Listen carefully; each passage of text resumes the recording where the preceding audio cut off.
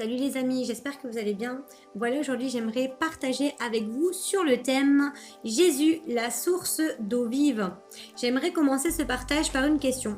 Vous est-il déjà arrivé de vouloir vous désaltérer, puis de boire un soda, pensant étancher votre soif, et vous rendre compte que vous avez encore soif? J'imagine que oui. En tout cas, pour ma part, cela m'est déjà arrivé plusieurs fois.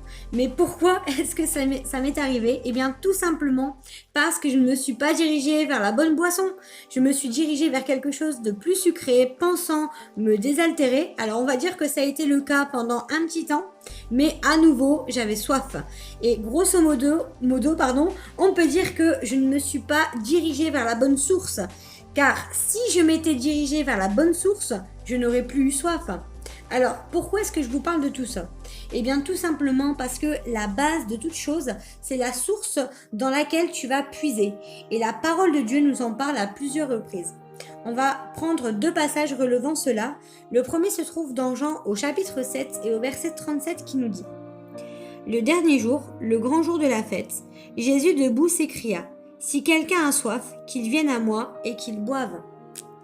Il y a un deuxième passage dans Apocalypse 21 au verset 6 qui nous dit: Puis il me dit, je suis l'alpha et l'oméga, le commencement et la fin. À celui qui a soif, je donnerai à boire gratuitement de la source de l'eau de la vie.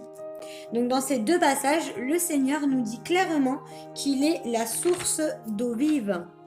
J'aimerais également qu'on puisse prendre un passage dans Jean au chapitre 4. Alors juste pour replanter le contexte, il est environ midi et une femme samaritaine vient pour puiser de l'eau et c'est au puits qu'elle rencontre Jésus. Il faut aussi savoir que les Juifs et les Samaritains n'ont absolument pas de relation entre eux, ils ne s'entendent pas. Alors on va juste lire le passage donc de Jean chapitre 4 à partir du verset 7 jusqu'au verset 19 dans un premier temps. Une femme de Samarie vient puiser de l'eau. Jésus lui dit: Donne-moi à boire. Au verset 9. La femme samaritaine lui dit: Comment, toi qui es juif, tu me demandes à boire à moi qui suis une femme samaritaine? Au verset 10, Jésus lui répondit: Si tu savais quel est le cadeau de Dieu et qui est celui qui te dit Donne-moi à boire, tu lui aurais toi-même demandé à boire, et il t'aurait donné de l'eau vive. Seigneur, lui dit la femme, tu n'as rien pour puiser et le puits est profond. D'où aurais-tu donc cette eau vive? On va aller tout de suite au verset 13. Jésus lui répondit: Toute personne qui boit de cette eau-ci, aura encore soif. En revanche, celui qui boira de l'eau que je lui donnerai n'aura plus jamais soif, et l'eau que je lui donnerai deviendra en lui une source d'eau qui jaillira jusque dans la vie éternelle. La femme lui dit: Seigneur, donne-moi cette eau, afin que je n'ai plus soif et que je n'ai plus à venir puiser ici. Va appeler ton mari, lui dit Jésus, et reviens ici. La femme répondit: Je n'ai pas de mari. Et l'homme, je n'ai pas de mari. Jésus lui dit, Tu as bien fait de dire, je n'ai pas de mari, car tu as eu 5 maris. Et l'homme que tu as maintenant n'est pas ton mari. En cela, tu as dit la vérité. Seigneur, lui dit la femme, je vois que tu es un prophète. On va tout de suite aller au verset 25. La femme lui dit: Je sais que le Messie doit venir, celui que l'on appelle Christ.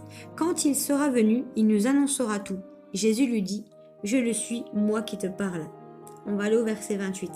Alors la femme laissa sa cruche et s'en alla dans la ville et dit aux habitants: Venez voir un homme qui m'a tout dit ce que j'ai fait. Ne serait-il pas le Messie?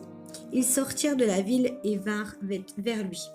Ce passage, il est tellement riche, mais j'aimerais nous appuyer sur deux choses particulièrement.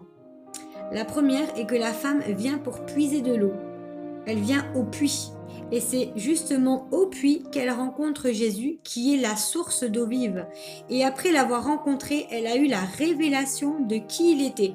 Et regardez ce qu'elle fait au verset 28. Elle laissa sa cruche.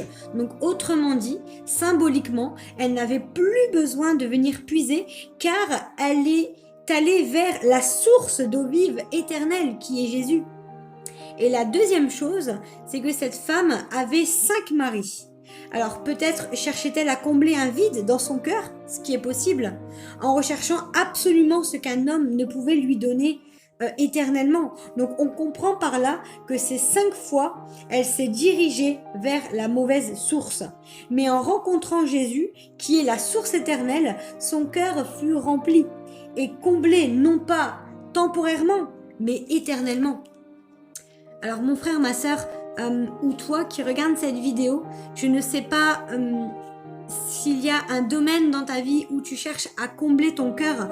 Peut-être que là où tu es, tu cherches peut-être un manque d'amour, ou peut-être encore un manque d'estime de soi, ou peut-être encore tu recherches un mari ou une épouse, ou une paix intérieure, ou peut-être encore d'autres choses. Tu arrives à combler ce vide pour un temps, n'est-ce pas? Et après, ça recommence et il se vide et l'histoire se répète encore et encore. Eh bien, laisse-moi te dire, mon frère, ma soeur, que moi-même, je suis passée par ces choses-là maintes et maintes fois.